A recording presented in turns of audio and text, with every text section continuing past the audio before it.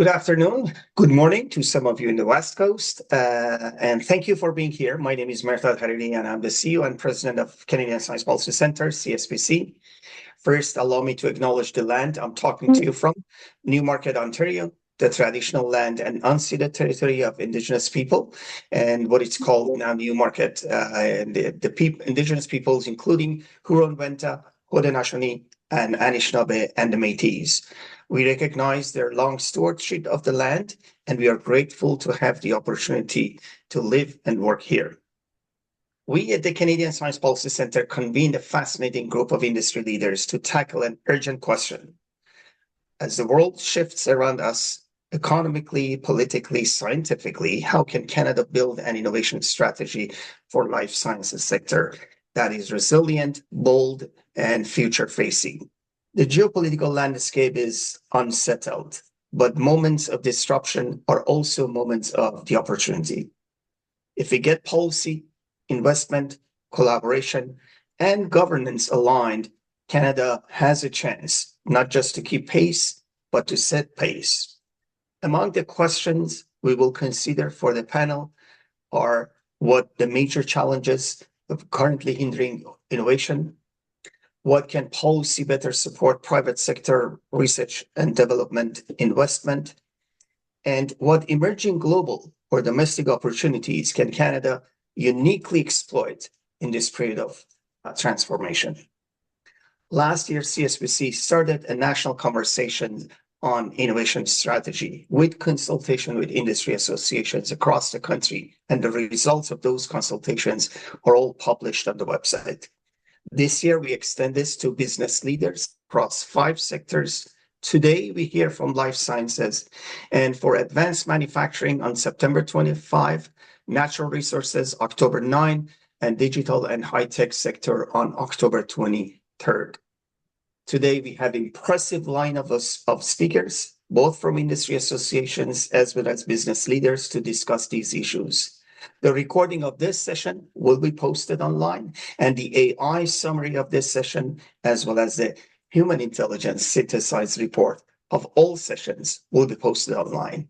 Remind you that early bird registration for the annual Science Policy Conference is on now. The conference is on November 19 to 21st in Ottawa, where there will be a special symposium and a follow-up discussions on this topic, innovation strategy, as well as many other innovation policy related sessions that are scheduled for the conference. So I highly encourage you to take a look at our website and consider coming to the annual Science Policy Conference. I want to thank all the speakers today for this panel, and especially Dr. Jason Field, who will be our moderator today. Jason is the President and CEO of Life Sciences Ontario, who has led the organization for more than a decade. And during these years, and under his leadership, Life Sciences Ontario has become a leading industry voice in Ontario and honestly throughout Canada. So thank you, Jason, for your leadership and for being with us today. Without any further ado, the virtual stage is yours.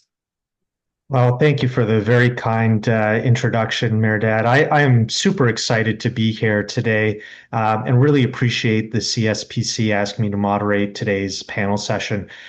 For those of you who are like me and just can't get enough of life science policy discussions, there really is no better forum for that than the Canadian Science Policy Conference, which Mehrdad mentions, taking place in November 19th in Ottawa. And I too would encourage you to visit their website at sciencepolicy.ca to find out more details. For those of you that can't wait that long till November, our own organization, LSO, is hosting our annual Ideas to Action Policy Forum on September 23rd in Toronto. Terrific lineup of speakers, and you can find out more details on our website at lifesciences.ca. Now, my shameless plugs are over. We're here today having this discussion because, as Mehrdad mentioned, the world has dramatically changed over the last few months. In the US, what's happening right now, there's an attack on science with cuts to the NIH funding. There's an attack on public health with cuts to vaccine research, the CDC, and some states even eliminating vaccine mandates now altogether. And there's an attack on diversity and inclusion with the Trump administration waging war on what they consider a woke agenda. I used to live in the US. I lived there for 5 years during my graduate studies, and I have many friends and family that still reside in the US. And I'll be honest, I am deeply concerned for all of them and for all of our neighbors south of the border as we witness a level of divisiveness in their country that I certainly have not seen in my lifetime. And the resulting geopolitical shifts caused by the Trump administration's policies have been dramatic and have created a great environment of uncertainty, of great uncertainty, as Mehrdad had mentioned in his comments. But as he said, with uncertainty comes opportunity, and that's why we're here today. Canada does have an opportunity to distinguish itself as a nation that believes in science, that believes in investing in the health and well-being of all of our people, and believe that diversity and inclusion is not about forwarding a quote unquote woke agenda, but rather about being more globally competitive in an ever-changing world. So today we're going to explore this opportunity with a fantastic lineup. And again, kudos to the CSPC for pulling together such a fantastic panel. You're making my job really easy as a moderator to have such esteemed speakers. So on the panel, we have Alexander Leboutier, founding partner and CEO of Linearis, Stephanie Michaud, president and CEO of BioCanRx, Bethany Moyer, Senior Director, Public Affairs, Admare Bioinnovations, Wendy Zatilny, President and CEO of Biotech Canada. And we also have another Wendy, our West Coast Wendy, Wendy Hulbert, President and CEO of Life Sciences BC. Karima S. Sabar, Canadian Life Sciences Leader and Chief Executive Officer and General Partner at Cork Venture LP and Corporate Director. And Ann Stevens, the VP of Business at Abcelera. So thank you to all of our panelists for taking the time to join us today. But before we jump into our questions, just a little bit of housekeeping. We are going to start with a demographics poll. So you're going to see a poll pop up in the polling section. So we would encourage you all to please participate in that poll, and we will collect that information. We will be taking questions throughout this session. So, if as we're speaking, questions come to mind, we encourage you to put your questions in the Q&A feature only. Don't put your questions in the chat because we won't be pulling the questions from the chat. That has to go into the Q&A feature. You still can use the chat, but that's really for general comments. And we will be looking at those and collecting those afterwards. But if you want a question answered, please use the Q&A function. Also, if you see a question in the Q&A function that you were thinking of, or maybe it wasn't something you were thinking of, but you really liked that question, you can upvote the questions. And we would really encourage you to use that upvote feature because that's going to bring to the top the questions that are of most interest to the audience. That'll prioritize those, and then we can get to those with our esteemed panelists during this session. All right. So let's jump into today's discussion. We're going to kick things off, and I'm going to direct this question to Wendy Zatilny. Obviously, Biotech Canada as our national association, you've got a really broad viewpoint, and I think you're well positioned to sort of kick things off in terms of answering this question. Considering this geopolitical shift that Mehrdad and I have just described, we've got tariffs, obviously a new dimension into the Canadian economy. What are the top three challenges currently hindering innovation in the life sciences sector from your viewpoint? Sorry, Wendy, you're on mute. So, it always reminds me like these Zooms things are like a seance. Are you there? Can you hear us? Right. So let's start that one again. Sorry about that. Good afternoon, everybody. Thanks, Jason. Thanks, Mehrdad. And hello, everybody. And thanks for the opportunity to be part of this. I'm just going to close out the results of the poll that are popping up on my screen. And happy to be here. As a start off to the conversation, I mean, this is an incredible time. If there was ever an inflection point for Canada, for this sector, for the global economy, I think this is it. We don't often get a chance to say that we're living this acute level of history making. And boy, this is definitely it. And so certainly, the question is a very timely one, given everything that you've been talking about. Since the start of the pandemic, clearly life sciences has been front and center in terms of everybody's attention. And I think also from the government's perspective, even if it doesn't necessarily always get supported by the kind of, policy or financial asks that we would like, but definitely rightfully so, because we believe that life sciences is essential both to Canada's economic prosperity, its health, and frankly, now as we're talking about it, our defense security. And I know some of the panelists are going to talk a little bit about that. In terms of the challenges, I think we see it as three top ones, really. They do mirror kind of three big buckets. And the first is just this whiplash effect in global investment. So with the geopolitical changes that you've referred to, the changes that are occurring, particularly south of the border, we're seeing, again, the best way I can describe it is a whiplash effect throughout all of the markets and all the economies of how various companies are approaching investment, where they're going to put their money.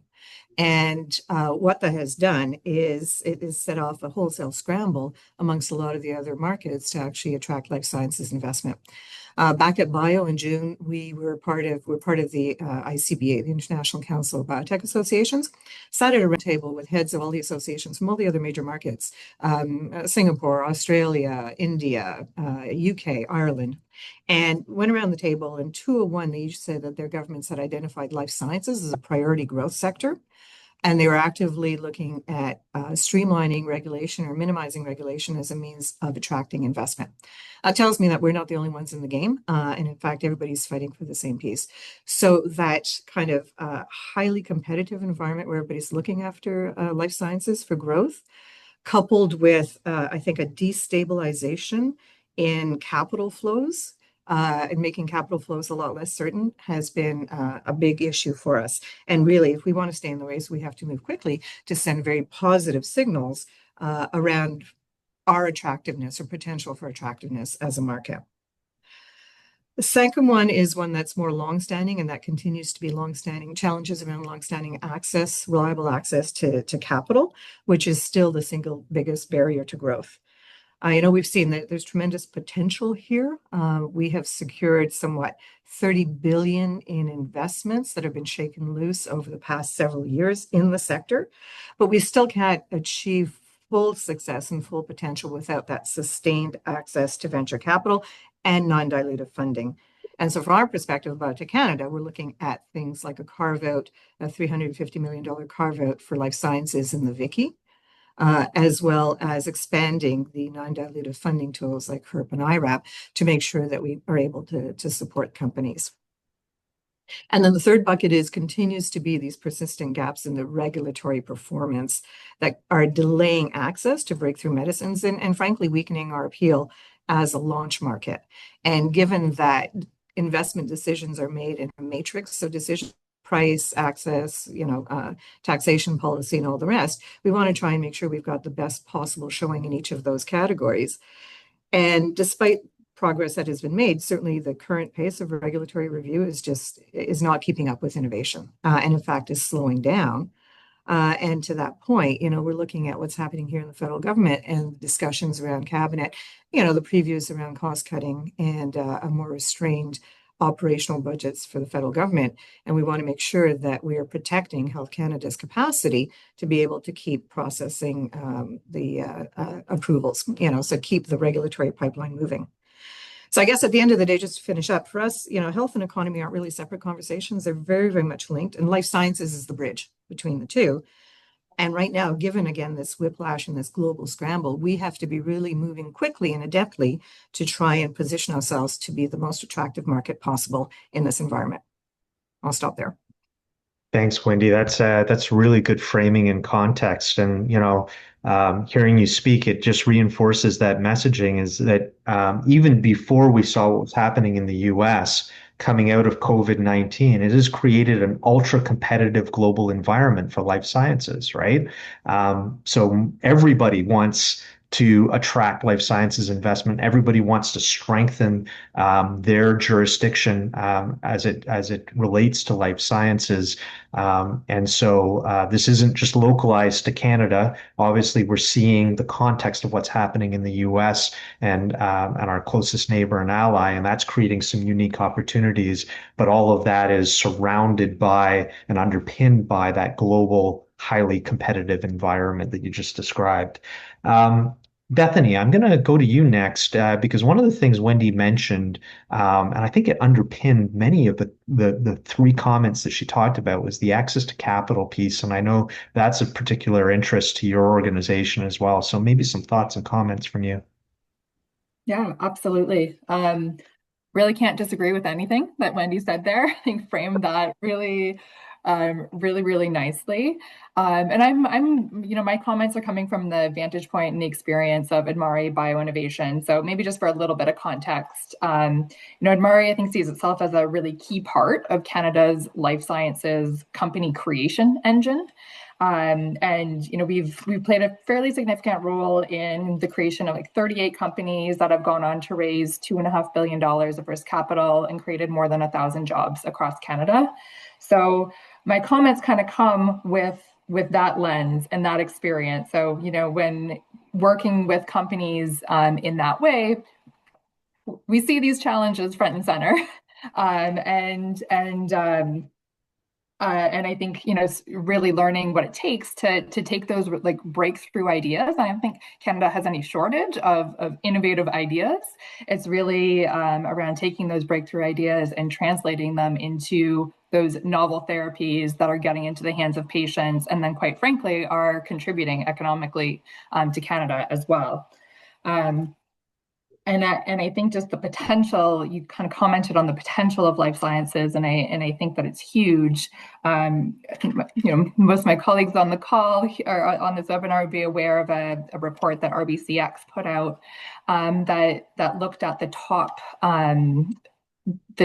top venture-backed exits in Canada across sectors. And 11 out of 50 of those top exits, or 22%, were life science companies, most of them therapeutic companies, but 44% of the exit value was from life sciences. So it just kind of goes to show that the potential is huge for this market or for this industry, but there are challenges. The access to capital is a huge one. And I don't think it's a secret. I think we've all been talking about it. There's a couple of others that we see as well. So I'm going to get back to that access to capital. But sort of in our day-to-day, we see things like access to lab space. And when I say lab space, I'm kind of talking about the type of space that an early stage company can move into tomorrow, so that they can keep working on their science and just keep focused on making those milestones. And so that's something that Admari has kind of focused on and offer that space in a couple of locations across Canada. And then also the executive talent as well. And these are kind of those people that have been there, done that, made their mistakes, and know what it takes to really grow the companies. So those are our key elements, but I'm going to come back to access to talent or access to capital, because in part, that robust funding or having a robust funding ecosystem partly solves those other challenges as well. So a couple of years ago, or a year or so ago, Admari put out a white paper that basically said anchor companies are essential to a thriving life sciences ecosystem, and it's the one component that we're kind of missing. We're missing sort of the critical mass of these domestic anchor companies in Canada. So we wanted to understand a little bit more. Well, what is the role of capital then in creating these anchor companies? And so we put out a white paper a couple of months ago that to really better understand how Canadian therapeutic companies were being financed, and how the type of investment and where that capital was coming from is actually influencing the creation of domestic anchor companies, and then in turn, the success of the Canadian life sciences ecosystem. And to kind of summarize, this is what we found. Over the last 10 years, there's been a 7 times increase in the amount of investment flowing to Canadian life science. Primarily, we were looking at therapeutic companies. So that's a great thing. But we are still underfunded. When we look at Definitely when we look at, comparison to the US, but also, we're underfunded in terms of the number of companies and the size of deals at, seed Series A compared to, the UK and all of these other countries that we're kind of competing with. And then when we actually look at who is funding, in terms of investor type, we see that it's kind of accelerators, universities, government are playing a really significant role at that startup stage, that kind of pre-Series A stage. And the bulk of that is domestic. When we move, and I think we can kind of think of that as almost like risk mitigating investment. We're investing in those companies, getting them over that initial hump of doing the science to figure out if they've got a real product, a real prospect. Venture capital is really dominant across all stages, kind of early, middle, and late stage. And in that middle stage, that sort of Series A, Series B stage, it's a fair mix of domestic and international investment. But that late growth stage is really dominated by international investors. And that's especially the case for larger deals. So our data was showing that international investors make up more than 75% of investors for deals over $50 million. So why is that a challenge? And what I want to say is that it's not that we don't want international investment. We do. International investment is a good thing, and that kind of shows our competitiveness, that we've got a thriving, we've got the kind of companies that investors want here. But when we then looked at the returns, who was receiving the returns from those companies that exited? Well, it's also international investors. And I think that's where the challenge is. And today, when our market, we've got these uncertain markets, capital is, on the sidelines trying to figure out what to do. There's that capital is one at risk. And we're also seeing that the investors that received those returns, the biggest group of them were pension funds. But not many of them were Canadian pension funds. A couple, but not many. So it really kind of, I think, shows that opportunity that, Canadian pension funds and institutional investors getting in the game here, the returns are there. Other investors are receiving them, but the more we can get, I think it just really makes the case for that there's a huge opportunity for greater Canadian participation, so that we can keep the value that we create here in Canada, and then that can be reinvested to kind of keep our sector growing. So maybe I'll stop there. That's fantastic, Bethany. You hit on a number of points that are near and dear to my heart as well, too. And I think the opportunity is huge. I loved your stats about the top 50 exits and 11 of those being, in our sector. One of the stats I always point to is if you look at the top 3 biotechs listed on the NASDAQ, their combined market cap is bigger than the entire Canadian oil and gas sector, over 120 companies listed on the TSXV combined. Those are 3 biotechs, and those aren't, 100-year-old companies. Those are companies that are decades old, have experienced rapid growth. So this is a huge opportunity to transform the Canadian economy. And being the highest educated population in the OECD, it goes in line that our economic policy should be reflective of what we value in our education policy as well. We've got the talent here, but we need to fill these gaps that you pointed out in terms of that funding, and be returning the benefits, the economic benefits, the benefits to Canadian patients of developing these innovations here. So yeah, you got me excited as you were talking about some of those challenges and where we can focus our efforts. Alex, I see you have your hand up. Thank you. Complementing what just Bethany said, we have a very good piece of technology that we all use, and we think it that it's for granted that we have it forever. But essentially, artificial intelligence just kicked out, I would say, 3 years ago in the common life with the chat GPT like. And what we have to remember is in 2012, when this new AI technology was co-invented, Canada was leading the pack. We were number one in the global AI index. And that work was out of Mila, Vector, NYU, and now Amy. But other countries have seen that opportunities and have invested heavily. And from our rank number one, we went down to rank number 4. Last year, it was rank number 8 on the global AI index.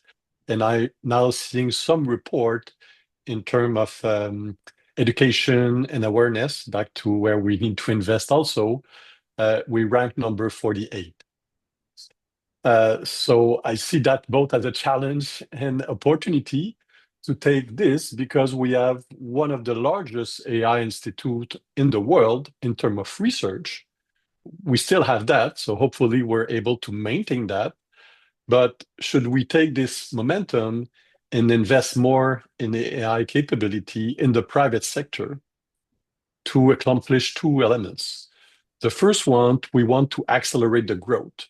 So when you do drug discovery, for example, when you work on a prevention technology, you want to have access to new type of data, and AI can help you understand those type of data. And in this time of geopolitical challenge, I like this soft word, Canada is well perceived. We're perceived as a good partner, as a neutral partner. In fact, we have good initiative on ethical AI, headed by Yoshua Bengio. So we're able to work easily with our American colleagues or European colleagues or Asian colleague. So my key point here is speed is critical, because we all know this is a big opportunity. We don't invest enough. But if we think for a year or two to decide if we're going to invest, then the battle is lost for Canada, unfortunately. So speed in investment is critical, and also speed in regulatory approval, because with AI, we're able to develop new technology. And by definition, either in the drug discovery and therapeutics and diagnostic, this is a global market. But if it takes 3 years to adopt it in Canada, we're also at a disadvantage. The good news, I see some fast approval recently. So there's hope. So, Alex, while I have you, you're sort of next on my list actually to poke on this, and your comments are well received. As we're having these discussions, I mean, this is, a policy discussion, and oftentimes we put our focus on government, and I think that's fair. But as we think about this, there is obviously a role for government to play, and I want to ask you, what do you think from a policy perspective needs to happen to, enable this long-term innovation and competitiveness. So what can government do to take advantage of the opportunity and the assets we have, particularly in AI? But then are there things from the private sector that can be done? So for those of us that are operating in the private space, what should we be thinking about, and what actions do you think we could take? It's a partnership that we're creating, even if we don't have officially with our government. But essentially, we just have to own the fact. And RBCX, Bethany, you mentioned it clearly. There's a misconception that investing in life science doesn't provide good returns. We have the numbers. We know this is one of the most best result, not only in Canada, in other countries. And when the government invests, it does not invest alone. So if pension fund from the government, or if the government put mechanism to incentivize investment, there's always matching. So if government invests $1, there's another dollar that comes from another pension fund from foreign investor. So this leverage is compounded, and we've seen it last year. Every dollar that we invest, we can generate $12, $15 with co-syndication of other investors, from attracting more investors. So I think owning those two facts is key for the government as a joint initiative. And the last part again, in speed, it doesn't take anymore 15 years to exit a company in life science. And we see AI playing a role in accelerating that. We've seen company in Montreal exiting in just 18 months. I don't think they will all exit in 18 months, but if I would have told you that 5 years ago, you've seen a biotech company exiting in 18 months, you would say, no, that's not possible. Now we see that as a possibility. Fantastic. Thanks, Alex. And just a reminder, I see some amazing questions coming in the Q&A. Also encourage you to vote questions in there that you read that you're interested in hearing answers to, and we will get to those.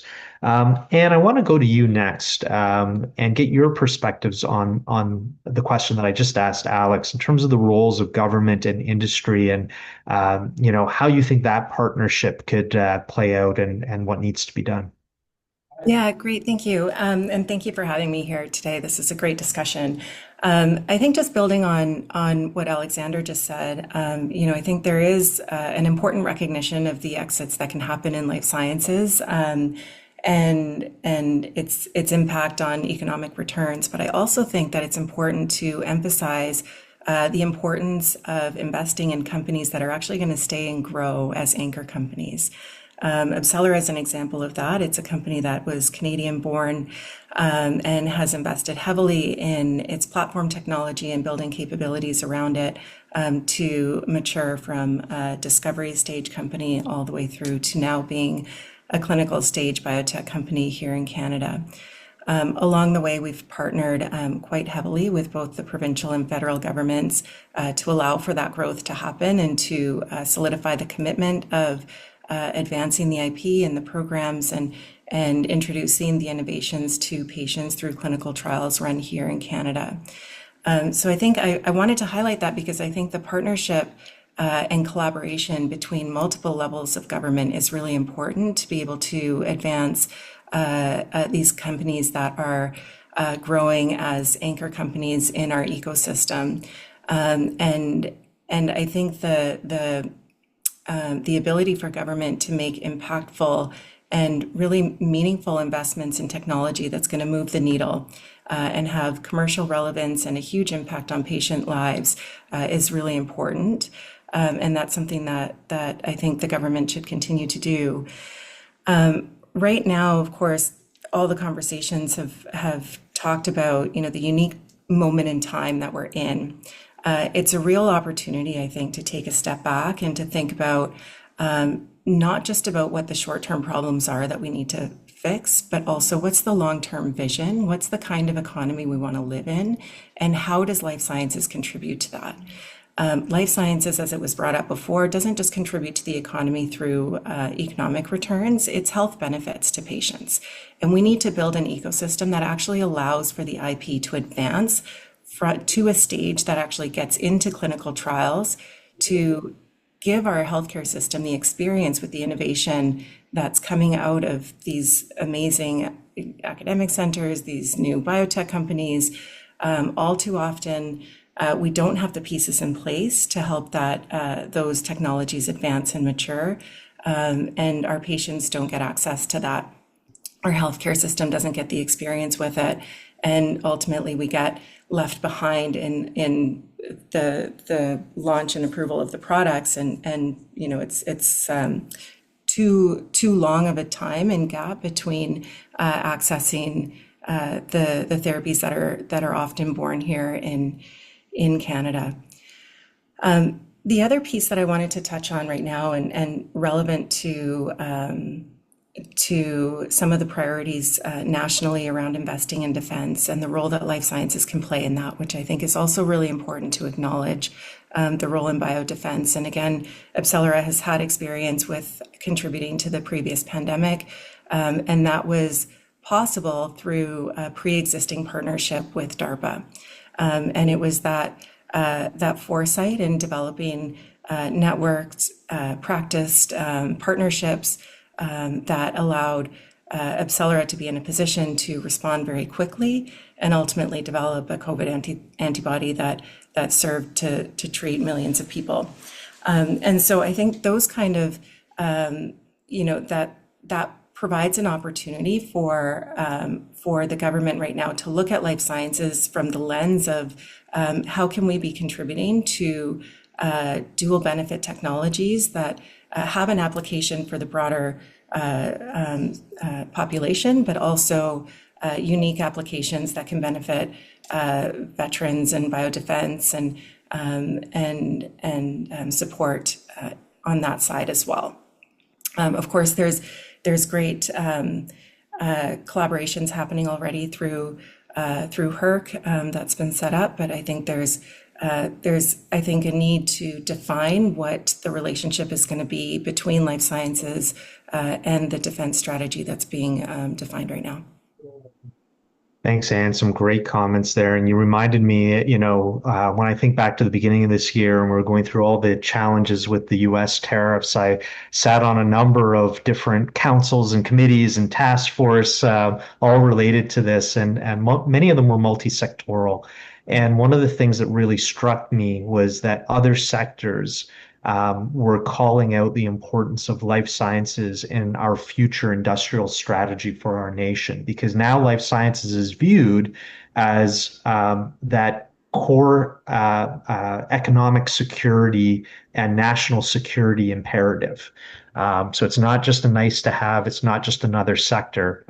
We saw the economy shut down because of the pandemic, and all sectors recognize that a strong life sciences is worth investing in, to protect us from those situations. So your comments are very well received. Karima, I see you wanted to add some thoughts here. Yes, thank you. And Anne gave me a great segue after Andre. What I wanted to say was, look, first and foremost, you can't do anything in a systematic, cohesive, long-term way to build an innovation economy that we all have been talking about for a long time until you actually are intentional about it and you have a plan, policy, and a budget to it.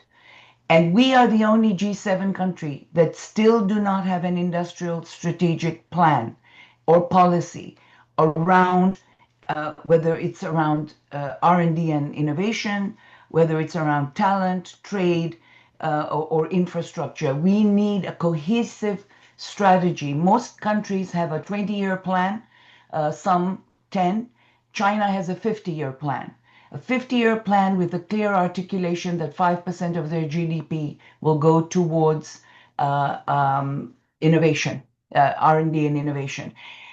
This is the highest number. Most of the other countries are the top tier countries are between 3 and 4%, and the average is around just under 3%. Canada is 1.75% and dropping its percentage of GDP that goes to RD&I. It's abysmal. It's completely out of line with the level of education that we have in this country, the level of talent that we have, which is why we keep losing it, which is why we're an off-balance sheet pipeline of talent and technology for other countries.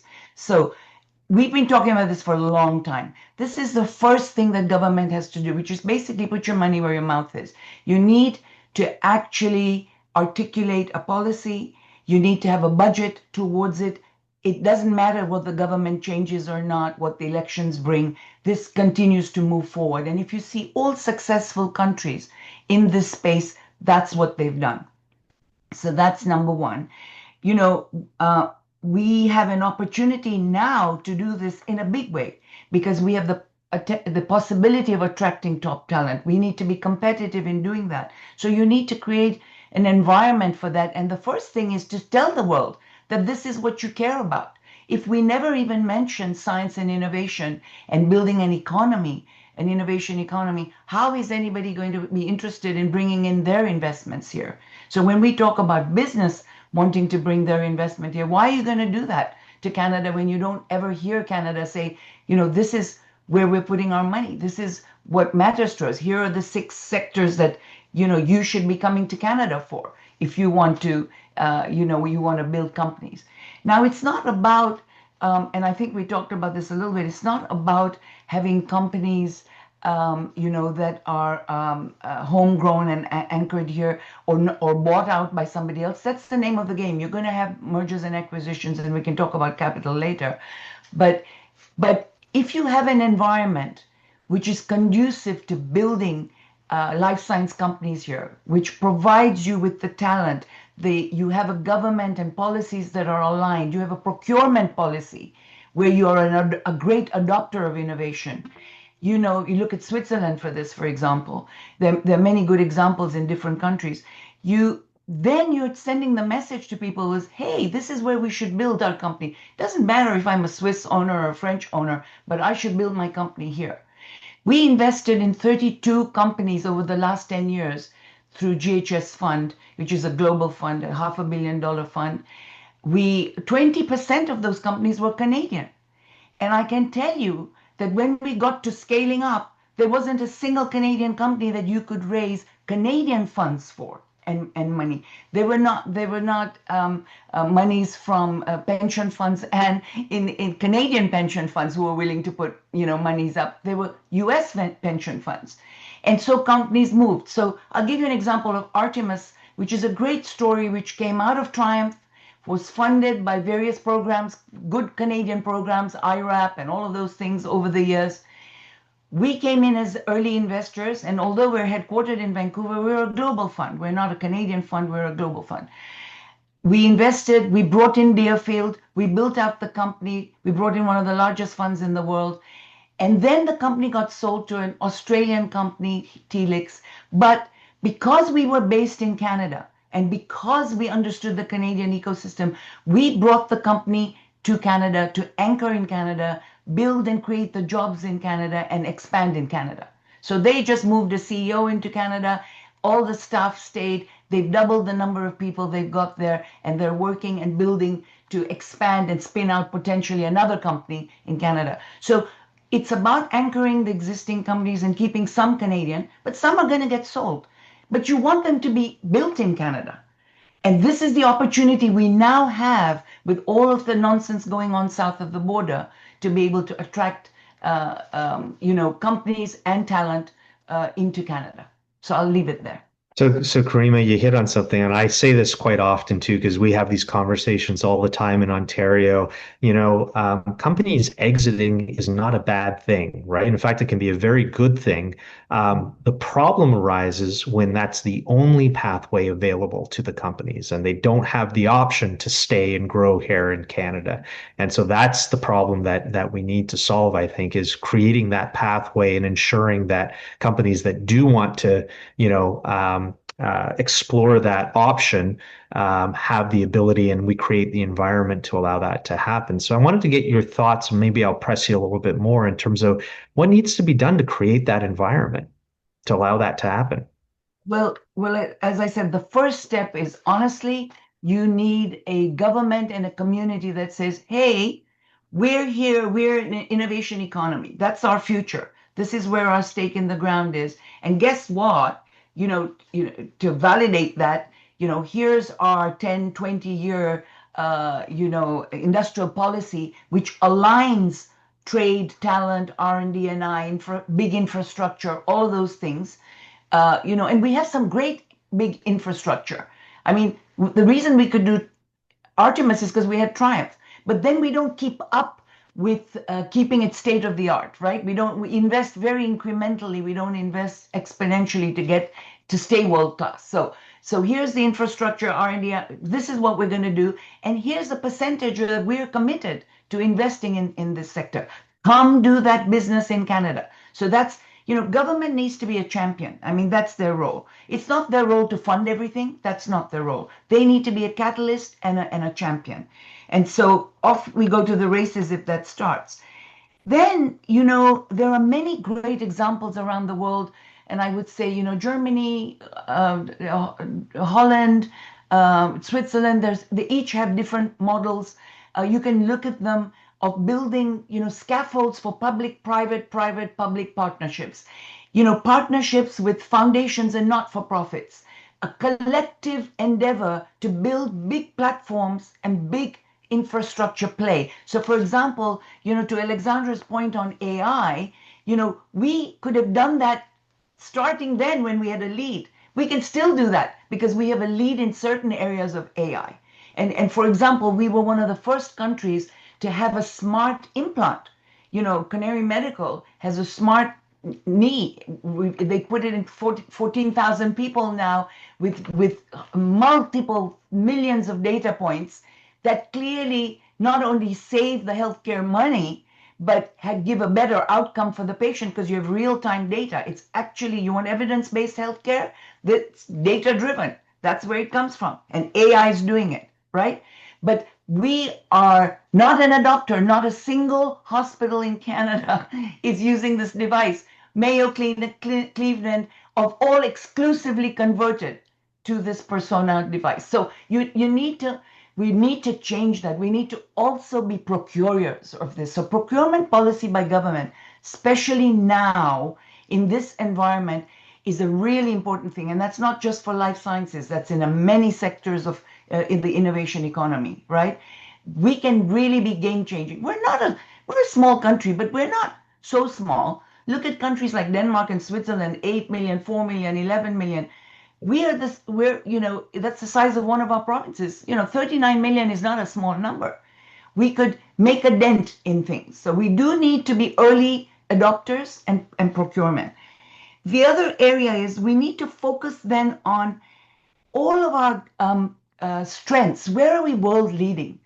And we know and we have identification of these platforms, whether it's in the biologics, in the antibodies and ADCs, or whether it's in precision medicine and precision nanomedicine, or whether it's in unique medtech AI, or whether it's in mental health and addiction, healthy aging, those kind of platforms. If you look at health, there are some world-leading things we're doing in this country. Well, let's talk about them. And government, be the champion, play your role. Talk about that. You can't just keep talking about auto. Sorry, I know that's a problem. It's important. You can't just be talking about that. So, we need to get government on side for that. We need the policies. And then we need to have industry step up. And, in fairness to Canadian industry, remember most of them are SMEs. They're small or medium-sized, companies. And they've attracted a lot of foreign direct investment into their companies. But to an earlier point that was made, I can't remember whether it was Wendy or Anne who made it, the problem has been that when you start scaling up, there is nobody to step up because our pension funds don't invest in Canadian technology and innovation, but they're investing in the US and Europe. I've been at forums where there's a lot of Caisse Depot money and OMERS and everybody else. So why isn't 5% of that together a fund for Canadian science and innovation? So we do need, if you're not at the table, if Canada is not leading or at least participating, you can't retain these things here and you can't continue to build them. So that's another opportunity to do that. And then let me just finish by saying, a couple of other things. We talked about it's been raised, the defense component, and government is talking about national security, and we've had meetings. We've certainly had meetings in BC with the federal ministers and the federal deputy ministers and so on around this defense component. National security is not just defense. National security is your health security. It's your food security. It's your economic security. If you don't have that, you're not going to have a defense security because if there isn't any money to do defense, right? And we've all talked about the returns, the kind of returns you can get from the life sciences and the innovation economy more broadly. So this is where government needs to tie that to the national security of this country and defense, the life sciences, the health, and other economic areas of security. And we need to encourage government to do that. So I'll stop there. I think I've chatted a lot. Thanks, Karima. Really appreciate that. Alex, you had a comment you wanted to chime in? Yeah, very shortly, because we're talking about the long-term plan for innovation, but this long-term plan starts now. Now. And one of the way we have to do it is being creative, because yes, 39 million people is a large population. Canada is a big country, but there's bigger countries that have more money than us. Mm. So we have to think a little bit differently. And let me go into the platform theme. We've talked about that. HERC is supporting the implementation of new platform, new labs. But if we do the same lab as everybody else, we're not winning here. So how can we do this differently? And I'm going to bring back again the subject of AI and the subject that after 80 years, the FDA is now recognizing that humans are no longer mouse.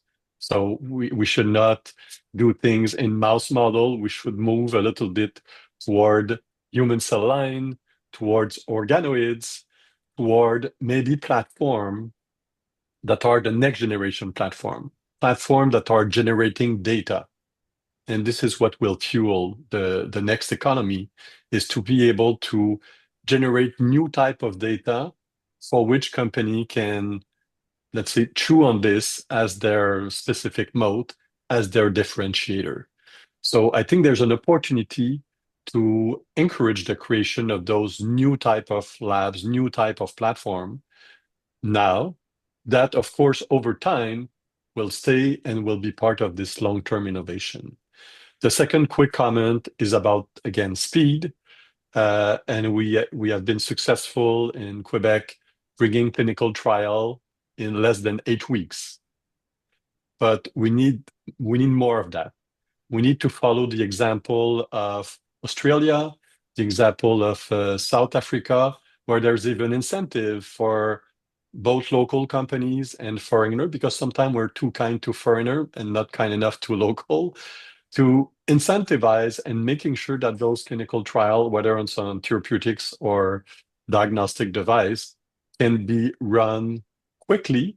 And if it's successful, it should not take 3 years to approve.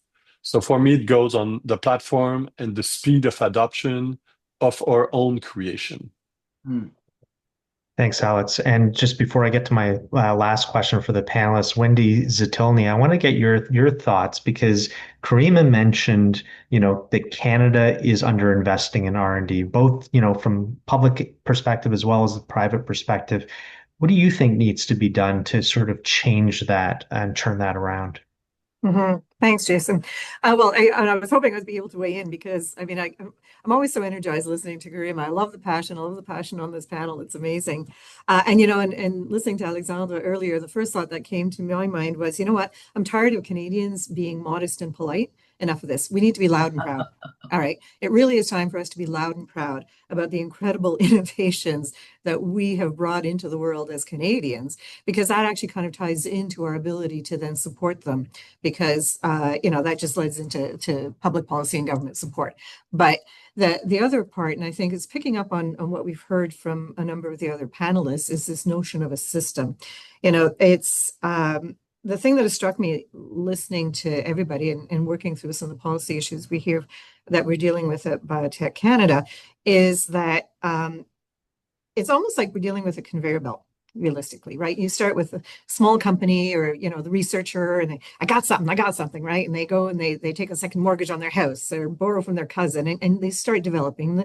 The companies start to scale and grow and prove themselves through all the various stages.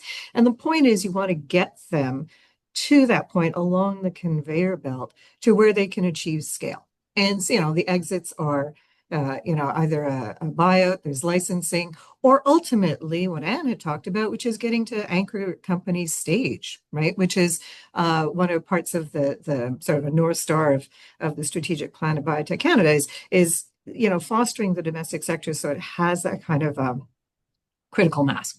So if you look at it from that perspective of it's a system, it's like a conveyor belt, then the question becomes, how do we identify and how do we work together to smooth out all that path from startup to exit? And government policy then, and this speaks to some of the discussion around vision that we've been talking about, is how do you create the vision of the sector and industrial policy that does exactly that? And one of the things that life sciences has, when you look at it from an industrial policy perspective, is we're probably unique in that industrial policy is split from procurement. And Karim, I'm really glad you used that term earlier, because in most cases, traditionally, government can use procurement as a mechanism for supporting its industrial policy objectives. I'm of the generation of the time when here in Ottawa, government wanted to support research in motion and all the public servants got Blackberries. It's that simple, right? But clearly in health, it's in life sciences, it's different because we have industrial policy under one department that is tasked with growing the sector, and then we have approvals and the regulatory side that is an department that actually has a different mandate, and then of course you've got provincial reimbursement. So there's a disconnect in that. So looking at it from I think a systems approach or a pathway with that vision of what we want to do with the sector, and then looking at what we need to do to iron out and smooth out that conveyor belt, I think is probably where I would go in the next step. And this comes to everything that everybody else has been saying around a vision of the sector, and then seeing what all the relevant parts are in there.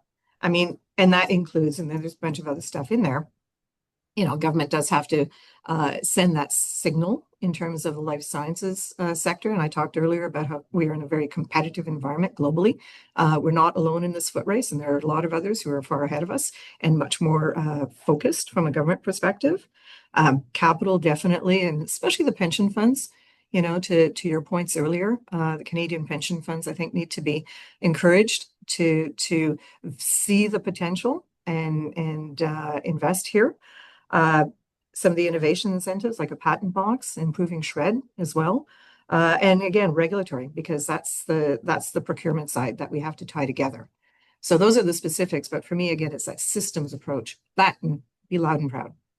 Thanks, Wendy. So we're going to go to our final question here, and then we're going to tackle we've got some great engagement from our audience. So lots of questions I've seen coming in, and I've seen them voting them up. So looking forward to tackling some of those with our audience and with this panel.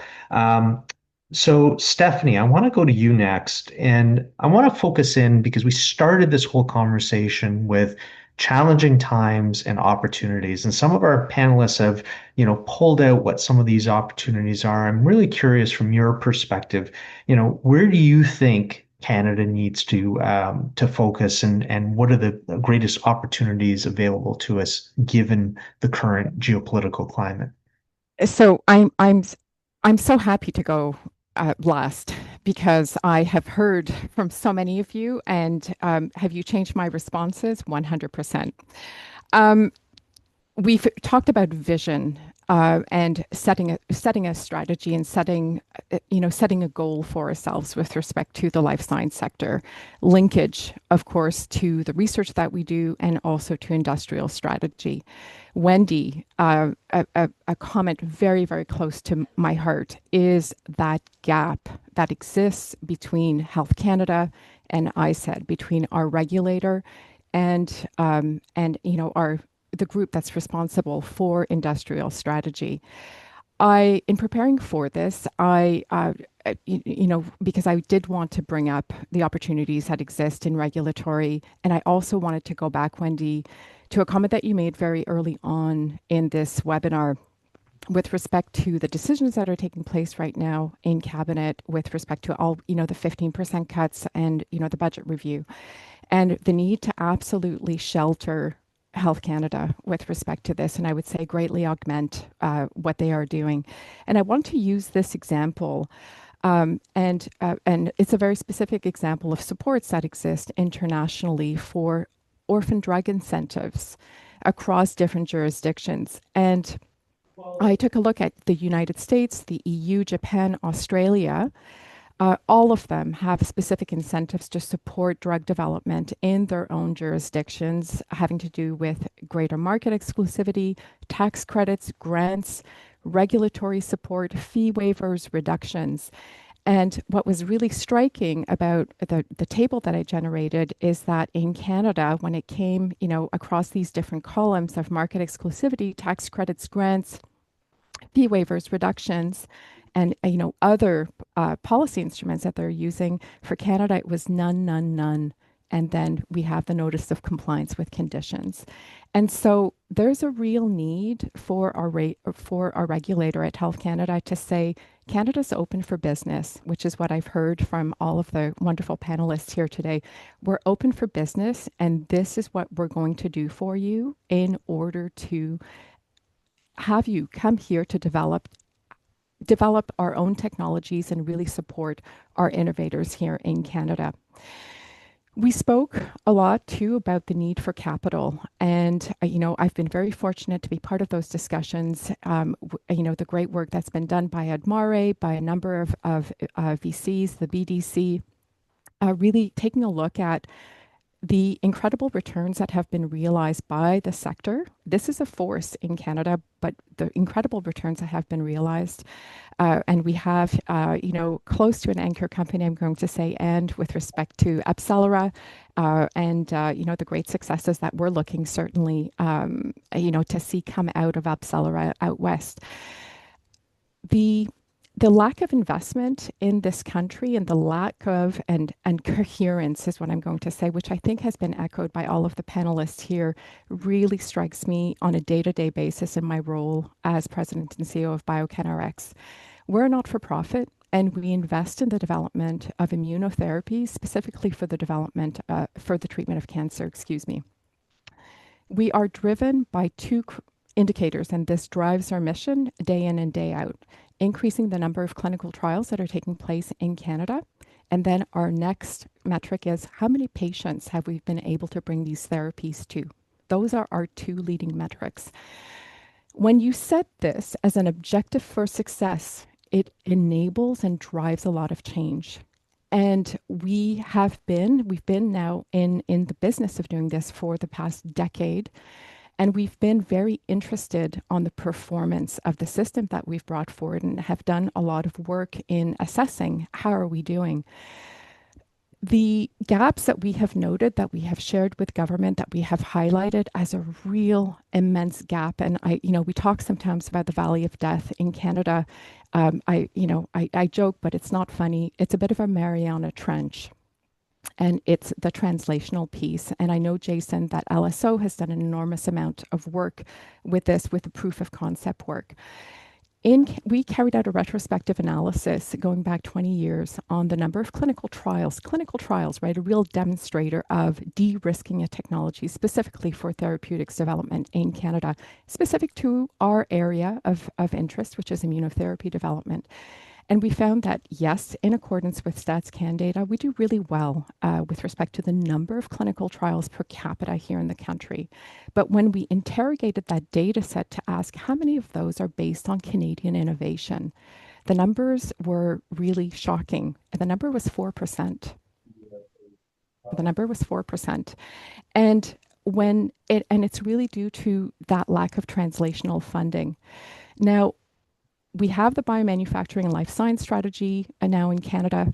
We've stated that we want more clinical trials, but we need a coherent approach to recognizing, that conveyor belt that you've referred to, Wendy, of really understanding all of the different pieces. And I think it's incumbent upon all of us not to individually look at all of the little, the pieces of that conveyor belt that we're all responsible for, but to take a step back and to see what is it going to take to make this work really, really well so that we can benefit our economy, we can ensure our security, we can support our researchers. If we want to attract those researchers, from other shores to come here, do we have the right ecosystem to make that happen?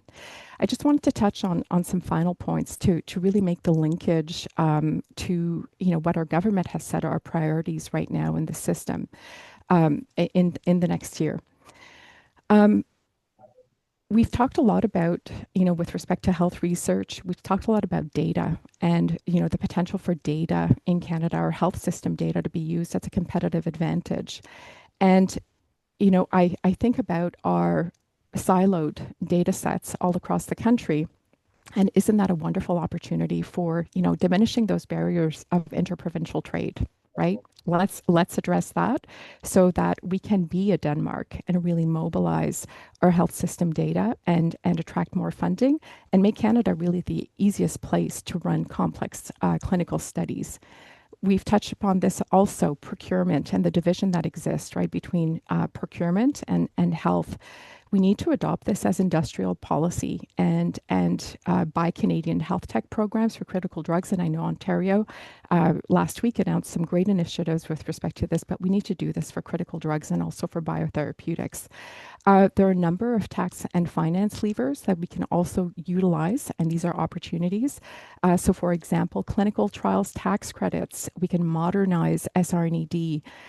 We can, hang out the shingle at Health Canada to say Health Canada is open for business and have different schemes. So think about what the different designations used by the FDA are able to do to early stage clinical companies and saying, we've been recognized by the FDA. We're moving forward with this designation. They're able to attract so much more funding for these. So I think there's just a rethinking of how we're thinking about this sector, and we really need to mobilize, different parts of government to be able to achieve this. Thanks, Stephanie. And I really liked your call out of, how your organization prioritizes and measures against the impact on patients. Because I don't think we often or say it often enough, but I think, that certainly is the motivation and the imperative behind what all of us do. And certainly, all the members that I talk to within our life sciences community, that is, the main driver of these organizations. And I did see a comment in the chat actually at the beginning of this session about how a lot of the conversation was focused on the economic side of things, and what about the impact on patients. Well, our position is that, health and wealth can go hand in hand, and that this industry can be a priority for both economic prosperity as well as, a healthy population and innovation that impacts Canadian patients. So Wendy, West Coast Wendy Helbert, you're going to get the final word here. I want to hear from you in terms of your perspectives of where you think some of the opportunities are for Canada. Well, I think my fellow panelists have done a great job of framing it. And, I think herein lies our challenge in some ways, is that, as I've been listening to the discussion, I think there's a lot of violent agreement on that there's a lot of opportunity. There's a here and now. Some of us were saying there's a here and now around the time of the pandemic.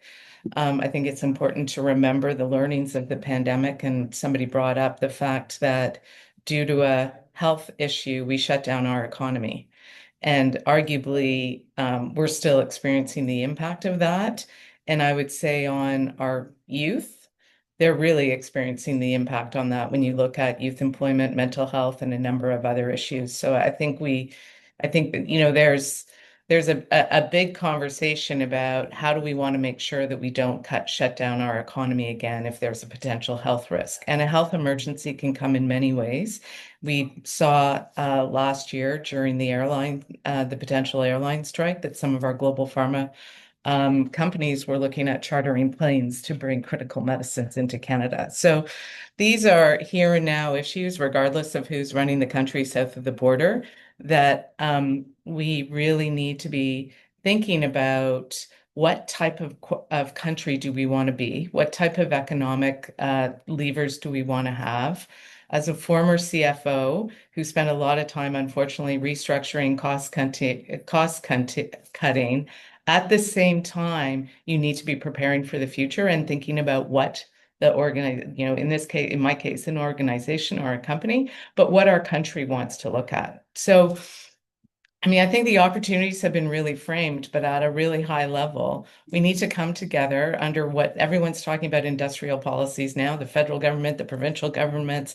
It's unclear to me whether everybody has the same definition of what an industrial policy actually looks like.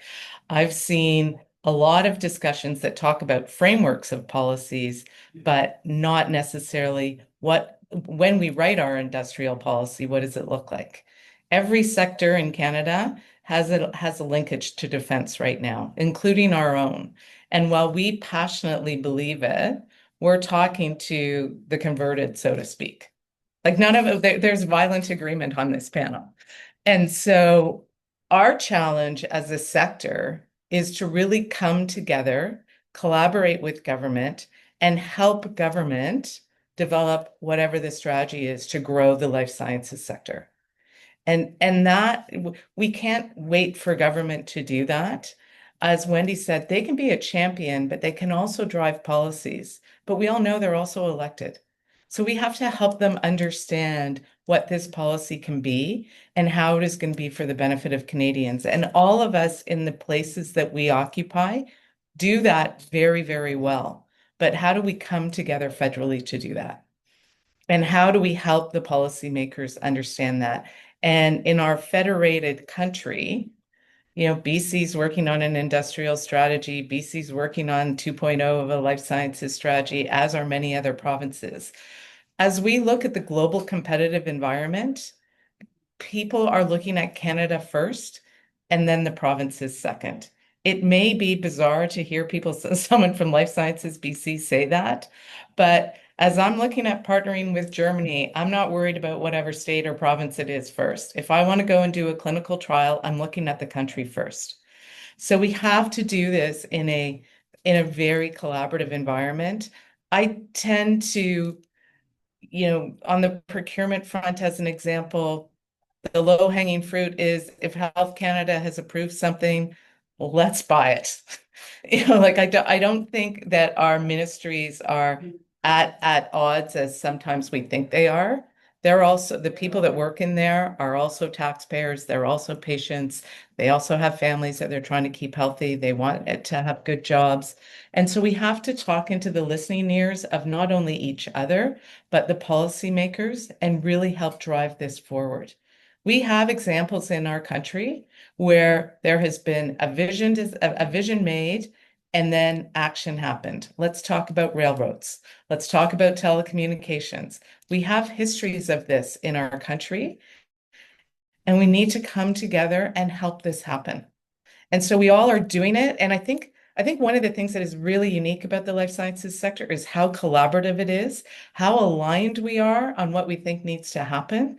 And for the most part, how much we use similar vocabulary, which is important when you're talking to policymakers.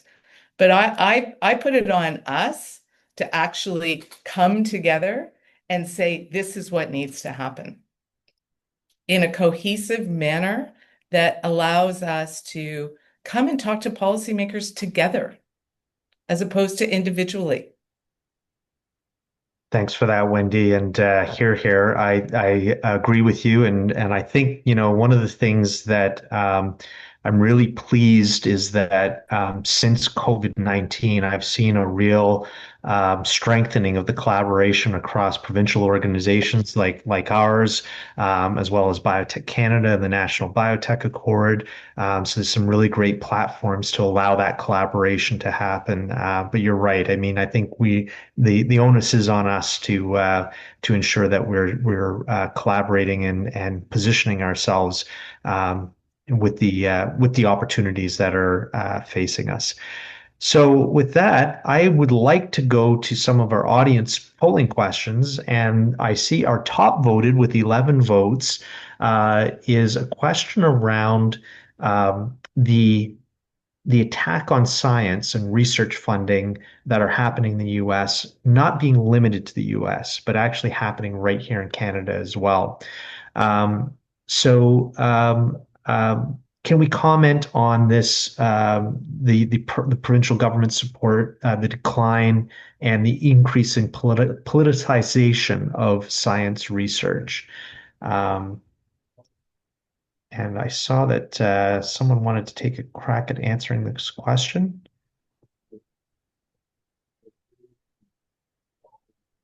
Which one of our panelists wants to take a crack at this? Alex.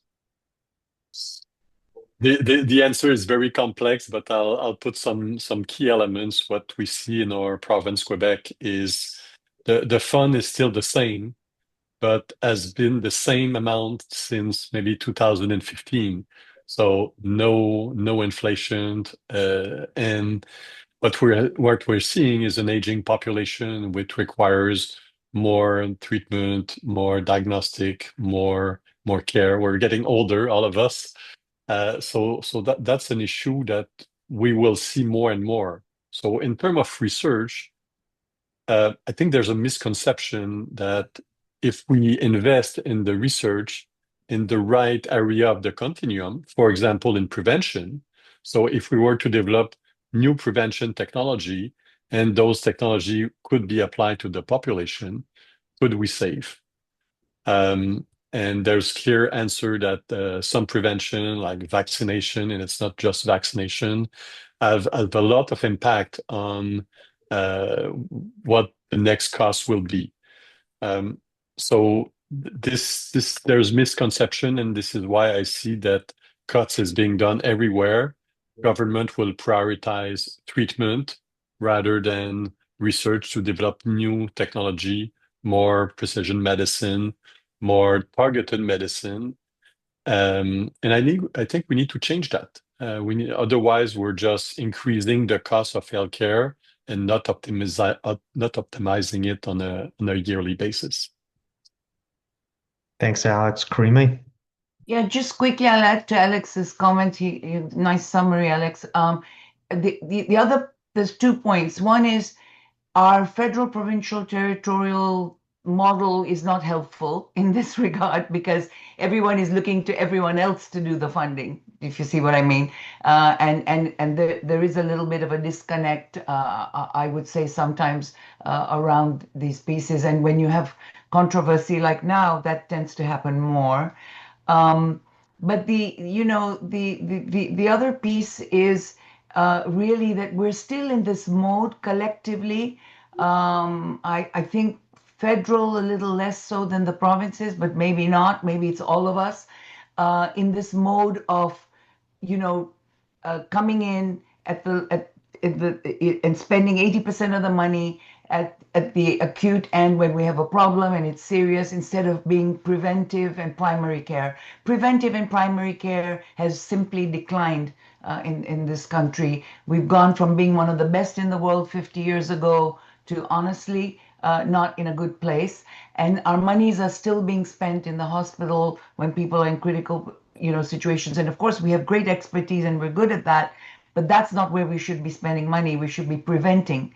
And some of these new technologies that we were talking about earlier, including technologies with AI and so forth, have a huge impact in that prevention and cost. And so it could enable us to do more, preventive and primary care rather than, end of life care. That's always a challenge, right? Is getting, thinking of health procurement as an investment versus a cost. That's a constant struggle in terms of the conversation. Yeah, I just wanted to comment because I think it's a really interesting question. And it kind of goes back to where the funding is coming from. I mean, on the health side, we have a huge health crisis right now in terms of, where to start, wait times, capacity, everything. And the Ministry of Health has to prioritize, kind of fixing the near-term problems first, unfortunately, right? And investing in innovation can come from a different ministry, which it does, from jobs and family growth. And I think the collaboration between ministries is really important for the ability to support innovation that's going to ultimately help health outcomes, but recognizing the constraints that one ministry might have and another one can support. So I think what I see happening right now is provincially an appetite to align with federal priorities to be able to access more federal dollars and ultimately support the innovation that's happening within the province. So I think there is a lot of work that's happening, but there also is a real environment that we have to recognize the constraints that the governments are in right now, and the creative thinking that has to happen and the collaboration that has to happen to be able to get some of this work moving forward. Thanks, Anne. Bethany, you want to weigh in? Just wanted to pick up on the sort of priority alignment piece. And I think there was another question somewhere in there around, the government's put out, the federal government has put out 7 priorities, and that's what they're, rallying around. And I think when you look at them, perhaps, with the exception of housing, you can make a pretty clear link between, how life sciences, I think, can tie into each of those 7 priorities. And so I think that's, and maybe to Wendy's point, that's part of our job, maybe as the life sciences community, is really just making that quite clear. But whether it's building one Canadian economy. I mean, we've been talking a little bit about how procurement could be streamlined, so you're not breaking the country into little pieces. On that front, there's, I think, from spending less, I think there's like efficiencies around healthcare. You can really, I think, make these connections across a number of different things. And one of them too, that I just pulled up the priorities as I was sitting here, is, attracting the best talent to Canada. And I think at this exact moment in time, there are many Canadians who who left Canada and are, leading or have led life science companies outside of Canada, many of them in the US. And there's a huge opportunity. There's been quite a bit of talk about, how do we attract scientists to Canada. We have a lot of great scientists in Canada. What we're a bit short on is those experienced entrepreneurs who can take those innovations and develop them into those, companies. So I think there's an opportunity there as well at this moment in time to really attract those people back to Canada. But to everyone's point, it really requires looking at this as a system and making, creating an attractive environment to bring those people back and advance our industry here. Thanks, Bethany. You definitely I saw Stephanie nodding there because you definitely triggered her on the talent piece. I'm sure. Stephanie, over to you. Yes, yes. Thank you, Jason. Yes, on the talent piece, definitely that opportunity exists here in Canada. However, heading an organization where we have very senior scientists that have produced incredible innovations that are affecting patient lives, medium career researchers, it's also critically important that we properly support our innovators right here at home too, and think of if we're going to attract individuals, it's also about attracting and retaining those individuals and being able to support them in a really cogent way. I thought this question was really interesting. And there are so many discussions right now taking place with respect to the overall research agenda, and remains to be seen. But I agree with Bethany with respect to our alignment as a sector on those multiple priorities of government that have previously been raised. And the one last point I wanted to make with respect to investment in our sector, we need patient capital. What we do requires engagement with regulatory, and it takes time to be able to do. And so, as part of setting the vision, I think that also has to be baked in to, we're not going to start seeing, massive returns right in a 12-month period. What we do, the life sciences, takes time and needs to be nurtured. Thank you. Thanks, Stephanie. I was thinking along that same lines as that question was being posed, so I'm glad you weighed in on this as well too. I think we had a lot of discussions around this, when that initial opportunity of talent attraction came up. Bethany, I want to go back to you because the next question was directed at you. And I know Kareem and I touched on this a little bit about, the need to create an environment that allow companies to succeed. But the question really was around how can we ensure that late stage life sciences companies don't exit and that they become domestic anchor firms? So how would you answer that one? Yeah, I mean, I think you guys did touch on it. And I think, maybe to start is that, as you said, acquisitions are not necessarily a bad thing. They bring a ton of value, and if even we've been talking a lot about the impact of patient lives, and sometimes it is the best decision to be acquired because that is going to allow your therapy to be accessed by more more patients around the world. So there's but I think where some of the challenge is, and this is what I was kind of talking about as part of the white paper that we did, is that when when a company is acquired, that money gets recycled, and it can often go into starting new companies. All of that talent,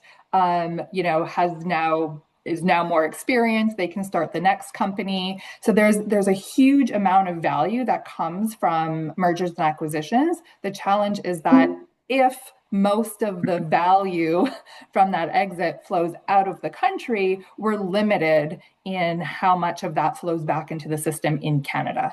So that was, I think my earlier point was, how do we encourage more of the domestic institutional investment to invest, so that more of that money is staying in Canada and reinvested here in Canada. It's also, there's also a mindset, I think, when companies start, or when an entrepreneur starts, some may just simply have a mindset of, we're just going to do this and then we want to get acquired. But I think having that anchor company mindset, that partly comes from seeing success, right? When you see other companies be successful, you're going to start to think more long-term as well, that this is possible. And when you think like an anchor company, you're going to also do the right studies and think about the regulatory system and bring all the pieces together that are going to ultimately make your company more valuable. Might make you a good acquisition target, but then you're really, I think, building the foundational pieces that, this is a long-term game. It's not companies are going to continue to get acquired, and that's okay. We just want to keep recycling more of that value back in Canada. Thanks, Bethany. Now we only have a few minutes left, so really quickly, I want Anne, you have a comment, and then Karima, and then we'll wrap things up. You're on mute, Anne, sorry. Sorry, I'll just make it really quick, and I just wanted to make a distinction between companies that are growing to scale, the distinction between platform-based companies and single asset companies that are born from a concept around a target, and they advance through fundraising up to a certain point.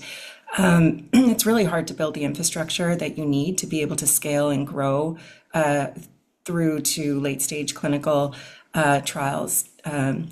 Stages if you're basing it on a single asset. If you have an engine behind you and a portfolio and a pipeline of products that's going to continue to support the growth of the company, and that's going to retain the talent and continue to invest in the technology, that's when you can start thinking about being anchor companies or growing anchor companies. So there's nothing wrong with acquisitions, but there has to be a balance in our ecosystem. Thanks, Anne. Last word to Karima. Yeah, and that's what I was just going to say, that we need a balance. We need a mix of companies, and as long as they're acquired and they are still anchored, they're still based and grow out of here. A good example, Jason, you and I know, I came to this country to work for what was then Connaught Laboratories and became Sanofi Pasteur. It anchored, it grew, it doubled and tripled, and it became headquarters for the co-headquarter for the company, global company. We do need that as well. So there's benefits for that. And again, going back to Artemis, the monies that came in, they went back to all these organizations: BC Cancer, Lawson, Triumph. Everybody benefited from it. So there was a huge economic benefit. But because we could keep the company here. If we'd lost the company, if it had gone off, that would have been a different story. Thank you. Thank you all for your time today and for your comments. I just want to wrap things up by saying, this is a moment in time for Canada.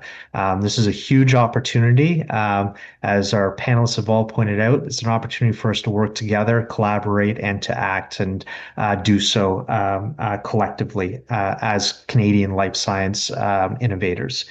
I'd like to thank all of our panelists. Fantastic session. I'd like to thank the CSPC, and I will hand it back to Mehrdad just to finish things off. Thank you very much, Jason, and all the panelists for this fascinating conversations. We felt at the beginning that 90 minutes would be enough, but that was an absolute mistake. We should have arranged this for 4 hours, fascinating conversations, and I would love to hear more and more about many of these topics that discussed.